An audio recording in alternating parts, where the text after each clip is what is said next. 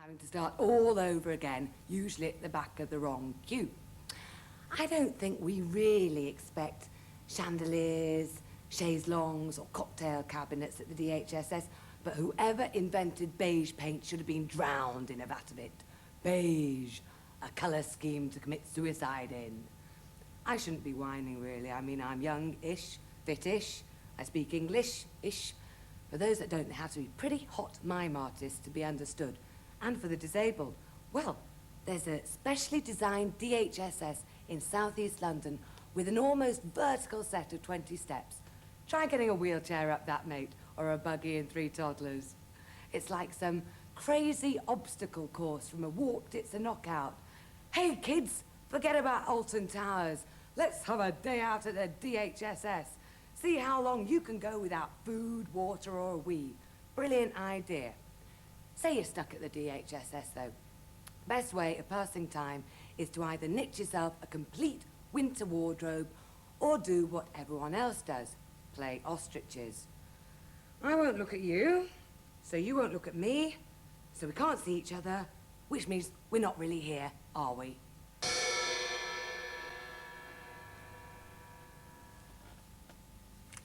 Jenny Eclair with one woman's view of the DHSS, out of sight. But a view that's shared by claimants up and down the country. However, here's some good news. In Wrexham, North Wales, the local librarian got together with claimants and DHSS staff themselves in an effort to improve their DHSS office. And their joint efforts do seem to have made the Wrexham DHSS office a more welcoming place. As soon as a customer arrives, they're seen by the receptionist Doreen, and hopefully, within 15 to 30 minutes, they'll have had their problems sorted out. Leaflets are displayed in an attractive way, and tables have been introduced for customers' use. There's a pleasant seating area with pictures on the walls, interview cubicles with potted plants, and a mother and baby room. There's piped music, but they shouldn't be too flushed with success, as they didn't have enough money for a public loo or a public telephone. Now, if you think that your local office could do with a bit of improvement, you can get a leaflet from the Welsh Consumer Council which describes how they went about things in Wrexham. And the address to write to is in our advice shop leaflet. We'll have that for you at the end of the programme. Now then, there are 117 claiming days to the 31st of March 1988, so claim it. Next week in Advice Shop, we'll look at the government's plans for housing, and we'll find out how to set up a tenants' association. Before that, I'll be back with Ask Margot on Friday after the film on BBC1. Bye-bye for now.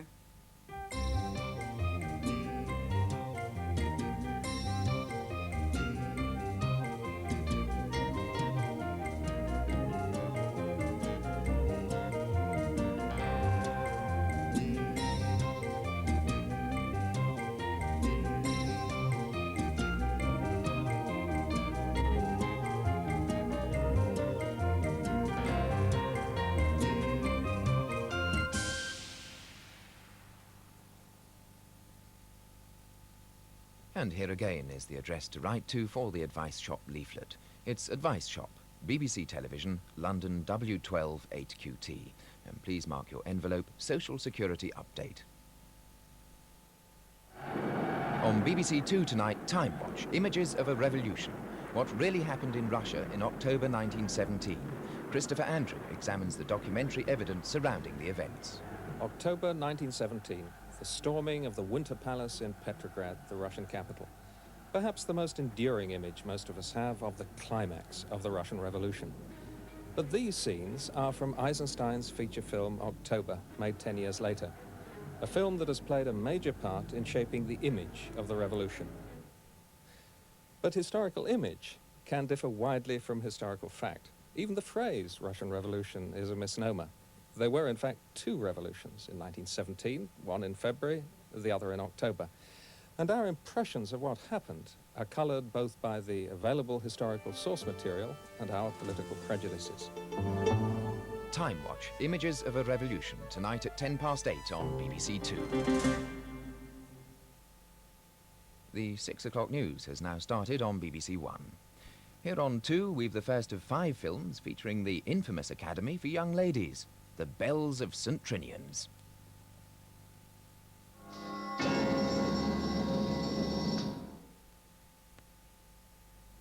the young ladies of the fourth form raise the school to the ground in the pure hell of St. Trinian's next Wednesday at the same time, 6 o'clock.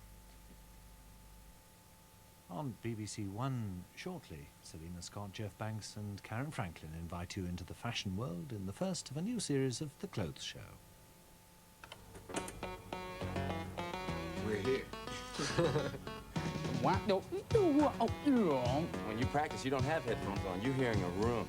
You can actually get the things to hang over between the things, which is the other thing. I couldn't imagine that I would ever need a memory. It's about three and a half octaves. At a push on a good day. Going again, again. There actually isn't real music on the compact disc.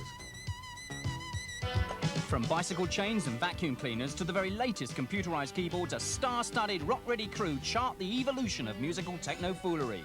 Rock School, Tuesday at 7:35 on 2. Very nice. In just under 10 minutes, the Victorian kitchen garden. But first, Cartoon 2 with Equilibrium.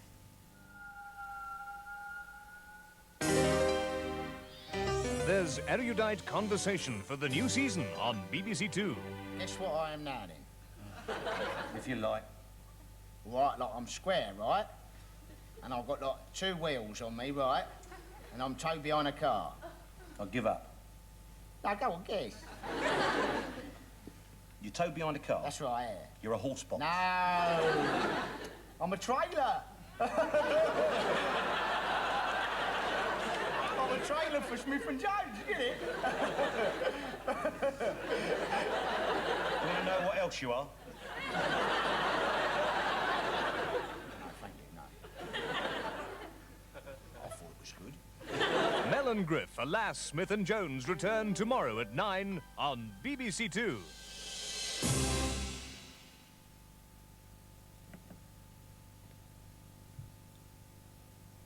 Now back to this Wednesday night for more progress with Peter Thobe and Harry Dobson in the Victorian kitchen garden.